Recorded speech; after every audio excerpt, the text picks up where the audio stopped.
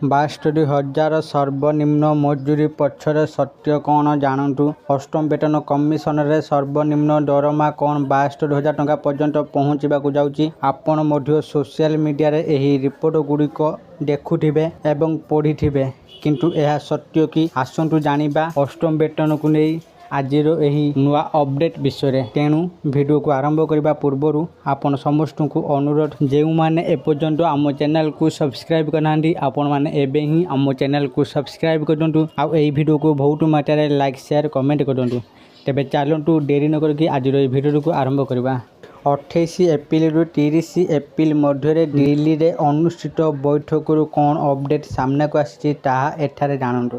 ଅଷ୍ଟମ ବେତନ କମିଶନ 28 ଏପ୍ରିଲରୁ 30 ଏପ୍ରିଲ ପର୍ଯ୍ୟନ୍ତ ଦିଲ୍ଲୀରେ କର୍ମଚାରୀ ସଂଘ ସହିତ ବୈଠକର ଏକ ଶୃଙ୍ଖଳା ଆରମ୍ଭ କରିଛି। ସୋସିଆଲ ମିଡ଼ିଆରେ ସର୍ବନିମ୍ନ ଦରମା 72,000 ସମ୍ପର୍କରେ ପ୍ରଚାରିତ ଦାବି ମଧ୍ୟରେ କମିଶନ ରେକର୍ଡ ସଜାଡ଼ିବା ପାଇଁ ଏକ ସ୍ପଷ୍ଟୀକରଣ ଜାରି କରିଛନ୍ତି। ପ୍ରକୃତ ବାସ୍ତବତା ଉପରେ ନଜର ପକାଇବା। ବିଭିନ୍ନ ରିପୋର୍ଟ ଏବଂ ସୋସିଆଲ ମିଡ଼ିଆ ପୋଷ୍ଟ ଦାବି କରୁଛି ଯେ ସର୍ବନିମ୍ନ ଦରମା 72,000କୁ ବୃଦ୍ଧି ପାଇବାକୁ ସ୍ଥିର ହୋଇଛି। ତଥାପି ସତ୍ୟ ହେଉଛି ଏହା ଏକ ସରକାରୀ ପ୍ରସ୍ତାବ ନୁହେଁ। ଏହି ସଂଖ୍ୟା କେବଳ ଅନୁମାନ ଏବଂ ଆକଳନ ଉପରେ ଆଧାରିତ। ଏହି ପର୍ଯ୍ୟାୟରେ କମିଶନ କେବଳ ପରାମର୍ଶ ସଂଗ୍ରହ କରୁଛି। ଏପର୍ଯ୍ୟନ୍ତ କୌଣସି ଚୂଡ଼ାନ୍ତ ନିଷ୍ପତ୍ତି ହୋଇନାହିଁ। ଆଜି ପର୍ଯ୍ୟନ୍ତ ଜାତୀୟ ପରିଷଦ NCJCMରୁ ପ୍ରାପ୍ତ एकमात्र ସରକାରୀ ପ୍ରସ୍ତାବ ଆସିଛି। ଏହି ସଂଗଠନ ଦାବି କରିଛି ଯେ ସର୍ବନିମ୍ନ ମୌଳିକ ଦରମା 69,000 ସ୍ଥିର କରାଯାଉ ଏବଂ ଫିଟମେଣ୍ଟ ଫ୍ୟାକ୍ଟର 3.83 ସ୍ଥିର କରାଯାଉ। ଦିଲ୍ଲୀରେ ବର୍ତ୍ତମାନ ଅନୁଷ୍ଠିତ ହେଉଥିବା ବୈଠକ ପାଇଁ କମିଶନ ଆଶା କରାଯାଇଥିବା ଅପେକ୍ଷା ବହୁତ ଅଧିକ ଅନୁରୋଧ ପାଇଛି। ସମୟସୀମା ଯୋଗୁଁ ଏହି ନିର୍ଦ୍ଦିଷ୍ଟ ପର୍ଯ୍ୟାୟ ପରାମର୍ଶରେ ପ୍ରତ୍ୟେକ ସଂଗଠନକୁ ସାମିଲ କରିବା ସମ୍ଭବ ନୁହେଁ।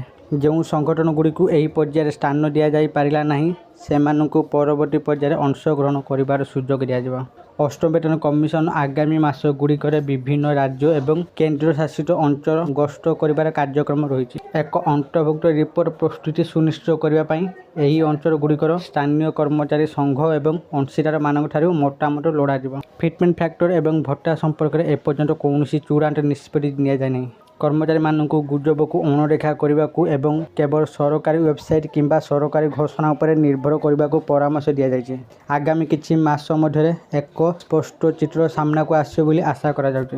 ଆଶା କରୁଛି ଆପଣମାନଙ୍କୁ ଆଜିର ଏହି ଭିଡ଼ିଓଟି ନିଶ୍ଚିତ ଭାବରେ ଭଲ ଲାଗିଥିବ ଆଉ ଆପଣମାନେ ଭିଡ଼ିଓ ଦେଖି ସବୁକିଛି ବୁଝିଯାଇଥିବେ ଅଷ୍ଟମ ବେତନର ଏହି ନୂଆ ଅପଡେଟ୍ ବିଷୟରେ। ଯଦି ଆପଣମାନଙ୍କୁ ଏହି ଭିଡ଼ିଓଟି ଭଲ ଲାଗିଥାଏ ଦୟାକରି ଏହି ଭିଡ଼ିଓକୁ ବହୁତ ମାତ୍ରାରେ ଲାଇକ୍ ସେୟାର ଓ କମେଣ୍ଟ କରନ୍ତୁ। ଆଉ ଯେଉଁମାନେ ଏପର୍ଯ୍ୟନ୍ତ ଆମ ଚ୍ୟାନେଲକୁ ସବସ୍କ୍ରାଇବ୍ କରିନାହାନ୍ତି ଆପଣମାନଙ୍କୁ ଅନୁରୋଧ ଆପଣମାନେ ଏବେ ହିଁ ଆମ ଚ୍ୟାନେଲକୁ ସବସ୍କ୍ରାଇବ୍ କରନ୍ତୁ। ଆଜି ପାଇଁ ଏତିକି, ପୁଣି ଦେଖା ହେବ ଆଉ ଏକ ନୂଆ ଭିଡ଼ିଓରେ। ସେତେ ପର୍ଯ୍ୟନ୍ତ ମୁଁ ଦୀପୁ ଆପଣମାନଙ୍କର ବିଦାୟ ନେଉଛି। ରହୁଛି, ଧନ୍ୟବାଦ।